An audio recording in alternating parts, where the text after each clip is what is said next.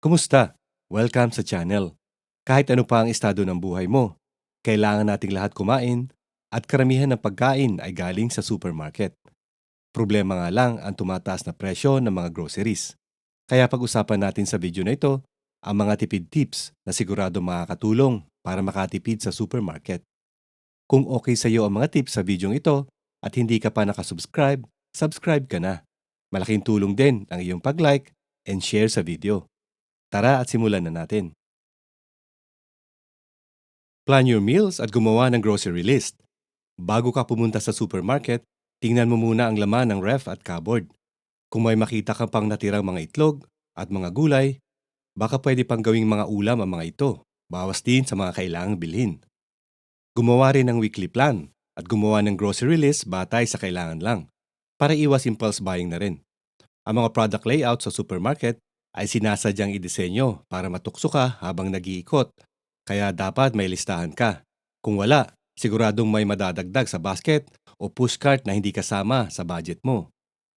Kaya kung alam mo lang na kailangan mong bumili ng bigas, itlog at gatas, huwag ka nang dumampot ng potato chips dahil lang sa nakasale ito. Ano ang mga benefits kapag may meal planning at grocery list? Nakakaiwas ka sa pag-aaksaya ng pagkain at pera. Mas madali pa ang pamimili dahil nakalista ang kailangan. Bumili ng maramihan, kung applicable. Ang pagbili ng maramihan ay isang magandang paraan para makatipid. Pero tandaan na hindi ito applicable sa lahat ng bagay. Ang bulk buying ay maganda para sa mga bagay na madalas gamitin at hindi mabilis masira o mapanis. May mga produkto na kung bibilihin mo ng maramihan, baka hindi ka rin makatipid kapag hindi mo naman ito agad nagagamit hanggang mag-expire lang, tulad ng dairy products at tinapay na mabilis masira. Kung ang isang item ay madalas mong ginagamit ng regular o araw-araw, mas sulit bumili ng maramihan dahil mas mura ito kaysa sa tingi-tingi, tulad ng mantika, bigas at asukal, instant coffee at iba pa. Ganon din ang toiletries gaya ng toilet paper at sabon.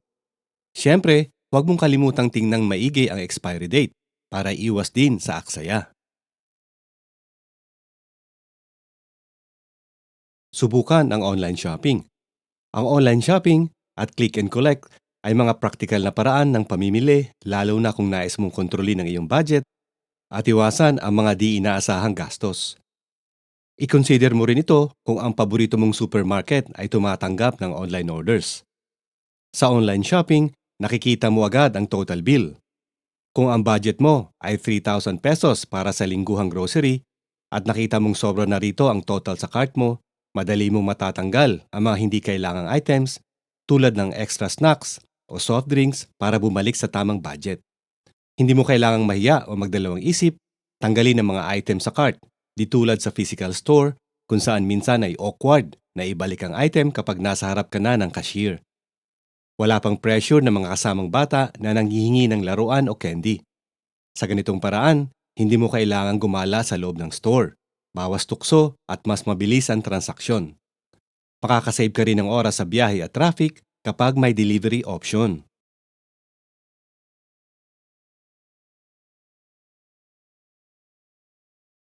Mamili ng fruits and veggies na seasonal. Ang mga prutas at gulay ay mas mura kapag ito ay in season dahil marami ang supply at hindi kailangang i-import o i-preserve. Kapag maraming ani, bumababa ang presyo sa palengke at supermarket. Kapag bumibili ka ng prutas o gulay na hindi kasalukuyang inaani sa Pilipinas, malamang na galing ito sa ibang bansa. Imported produce are more expensive dahil may shipping cost, cold storage cost, at syempre, more tax. Ang mangga halimbawa ay mura tuwing summer. Ganon din ang pakwan at melon. Perfect at refreshing. Ang mais madalas mura talaga. Pati kalabasa, madalas inaani ng summer, kaya mura at swak pandagdag sa ulam. Bukod sa tipid, local seasonal produce is also mas masarap sapagkat natural na hinog, hindi pinilit. Mas masustansya, mas sariwa, mas buo ang nutrients, at mas eco-friendly dahil less transport equals less carbon footprint. Subukan ang mga store brands. Walang masama sa store brands. Minsan pareho lang ang quality at contents ng products. iba lang ang label. Ang store brand ay mga produktong kadalasang exclusive sa isang supermarket o chain store, gaya halimbawa ng SM Bonus. Mas mura ang presyo ng mga ito kumpara sa kilalang brands, pero hindi ibig sabihin na low quality. Madalas, parehong linya lang ang pinanggagalingan ng branded at store brands. Ang pagkakaiba lang ay ang label, packaging at marketing cost. May mga produkto na hindi masyadong importante kung branded o hindi, gaya ng bigas, asukal, asin or harina, mantika, soy sauce o vinegar, instant noodles, coffee, creamer at gatas, ganun din ang toilet paper, tissue o dishwashing liquid. May mga pagkakataon na mas okay gumamit ng branded kung may specific quality ka na hinahanap. Halimbawa, yung skincare products na hiyang sayo. Kapag may allergy o sensitive ka sa certain ingredients. Siyempre, kapag may promo ang branded na mas mura pa sa store brand, tulad ng buy one take one o 50% off. Pero kung pang-araw-araw na gamit, sa store brand ka na, mas mura, pareho lang ang bisa. Hindi porket mahal ay superior na. Minsan, mas mainam ang mas mura.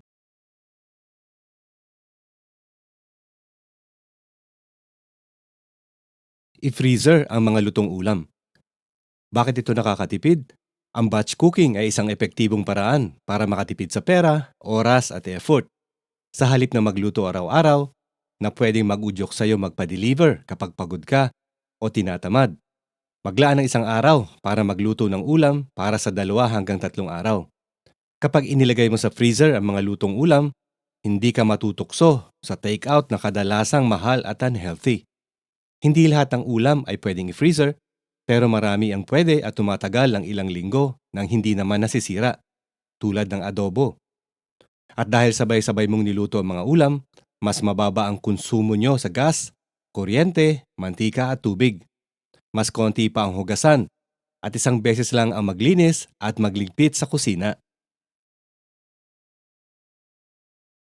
Subukan ang mga meatless meals. Ang karne ang isa sa pinakamahal sa grocery. Kaya kahit once or twice a week na gulay ang ulam, malaking tipid na. Bakit ito nakakatipid? Ang karning baboy, karning baka at karning manok ay karaniwang napakamahal kada kilo. Depende pa yan sa klase at cuts.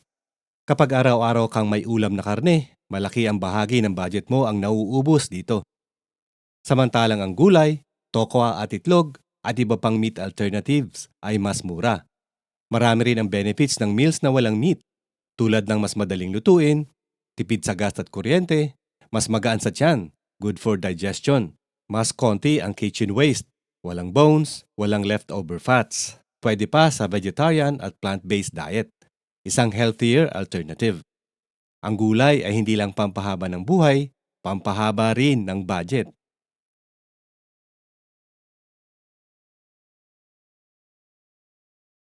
Huwag mamili ng gutom.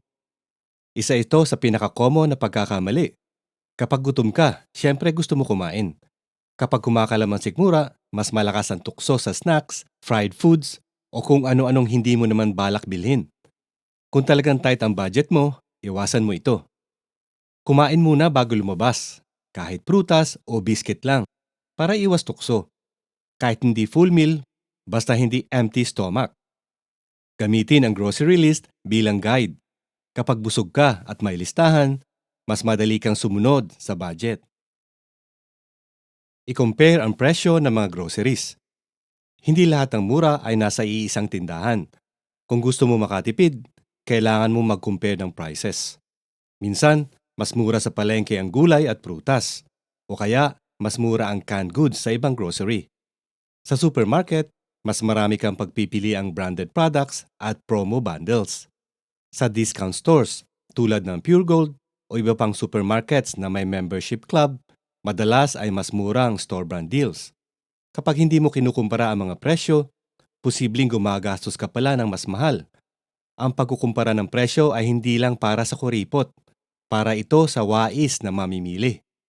Mas madaling magkumpara kung available ang mga prices online. Otherwise, medyo iikot ka sa grocery. Kahit ₱5 ang tipid per item, sa dami ng binibili mo linggo-linggo, malaki rin yan. Magkumpara ng mga presyo sa 2 hanggang 3 paboritong tindahan. Kung may time, mamili sa pinakamura. Bumili ng murang cuts ng karne. Hindi mo kailangang bumili ng mamahaling steak o premium cuts ng karne. Yung mga murang parte ay masarap at malasa rin. Sa panahon ngayon, mahal na talaga ang karne. Lalo na ang mga premium cuts tulad ng pork liempo. Oo, mahal yan. Beef sirloin o chicken breast. Pero kung marunong kang dumiskarte sa piraso ng karne, pwede ka pa rin makakain ng masarap na ulam na hindi nabubutas ang bulsa. Ang mga murang cuts tulad ng pata, buto-buto, at laman loob ay mas mura per kilo. Mas malasa, lalo na kapag niluto na may sabaw. Mas versatile, pwedeng adobo, sinigang, kare-kare, o minsan papaitan. Kaya next time na mamimili ka ng karne, subukan mo ang mga murang cuts, swak sa budget, at pag niluto ng tama, panalo rin sa lasa. Mag-grocery sa tamang oras. Hindi lang kung saang supermarket ka namimili ang mahalaga. Importante rin kung kailan o kung anong oras ka namimili. Ang tamang timing ay may malaking tulong sa pagtitipid. Ang oras ng pamimili ay may epekto sa dami ng tao at decision making mo. Kapag masyadong maraming tao, nagmamadali ka. Hindi mo naiisip kung kailangan mo ba talaga ang binibili mo.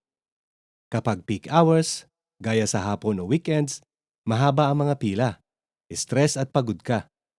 Kapag limitado naman ang oras mo, nagmamadali ka rin at mas napapabili ka ng mga overpriced na items. Kapag naggrocery ka sa tamang oras, mas relax ang isip mo. Masusuri mong mabuti ang mga presyo. Makakabili ka lang ng totoong kailangan mo. Iwas pila, iwas stress, at iwas impulse buying. Ang tamang oras ng pamimili ay hindi lang nakakasave ng pera, kundi pati ng energy mo. Kaya dapat mong alamin ang best time para mamili ng groceries sa paborito mong supermarket. Magtanim ng sariling gulay o herbs. Hindi mo kailangan ng malaking bakuran para makapagtanim. Kahit maliit na space lang, o di kaya ay sa paso o plant box, pwede ka na magsimula. Ang presyo ng mga gulay at herbs ay tumataas rin, lalo na kung hindi season. Pwede ka magtanim tulad ng sibuyas, sili, kamatis at basil. Kapag kailangan mo ng kaunting panggisa, hindi mo na kailangang bumili.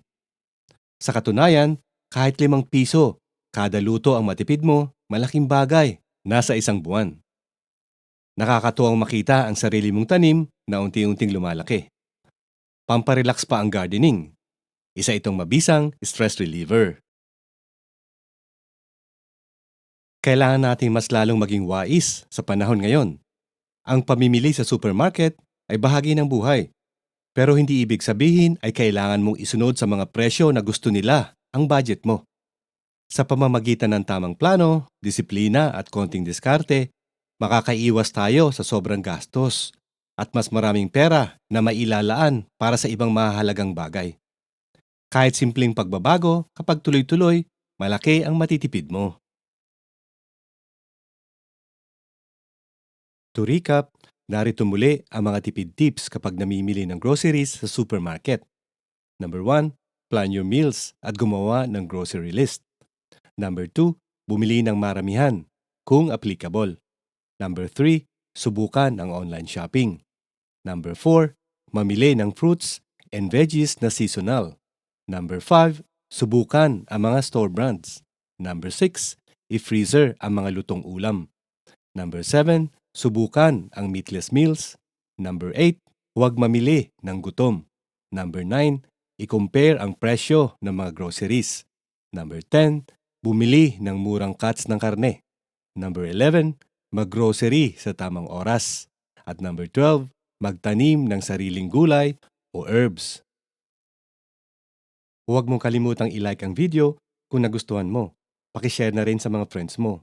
Kung hindi ka pa nakasubscribe, hit mo na ang subscribe button. Thanks and see you next time.